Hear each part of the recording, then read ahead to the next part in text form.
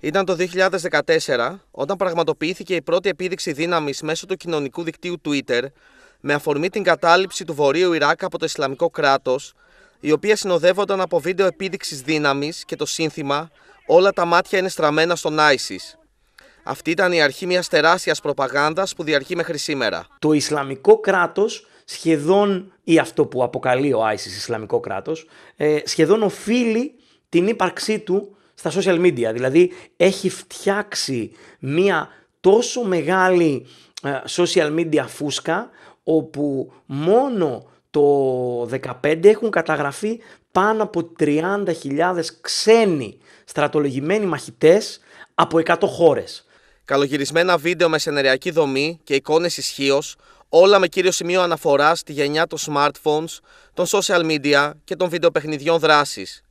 Στον ιστό της προπαγάνδας τους, παιδιά μεταναστών που έχουν υποστεί διαχωρισμό και καταπίεση, αλλά και καθημερινοί Ευρωπαίοι πολίτες που έχουν την ανάγκη να ακούσουν ένα διαφορετικό αφήγημα από αυτό του δυτικού τρόπου σκέψης.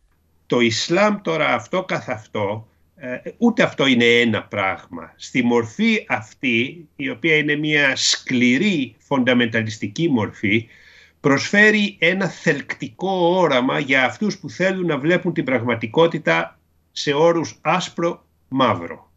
Οπότε κατά κάποιο τρόπο τους δίνει έναν εγκληματικό προφανώς οδηγό στη ζωή τους. Ιδιαίτερη κριτική όμως έχει δεχτεί και το ίδιο το Twitter αναφορικά με την κολυσιεργία του να λάβει δραστικά μέτρα για την αντιμετώπιση αυτού του φαινομένου, με τους ειδικούς να καταλογίζουν έως και δόλο σε αυτή τη στάση. Εφόσον ένα περιεχόμενο, γιατί για μια εφαρμογή στα social media το περιεχόμενο μιας διαμάχης από το Ισλαμικό κράτος είναι απλά περιεχόμενο, και όσο περισσότερος κόσμος το κλικάρει, τόσο πιο ενδιαφέρον και χρήσιμο περιεχόμενο είναι για αυτούς.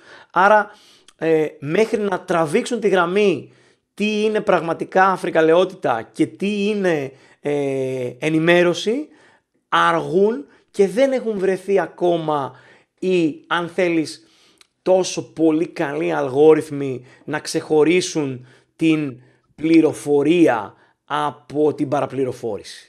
Καθημερινά υπολογίζεται ότι διακινούνται περισσότερα από 55.000 tweets με προπαγανδιστικό περιεχόμενο από το Ισλαμικό κράτος, ενώ από το 2014 το δημοφιλές κοινωνικό δίκτυο έχει διαγράψει σχεδόν 2 εκατομμύρια αντίστοιχους λογαριασμούς.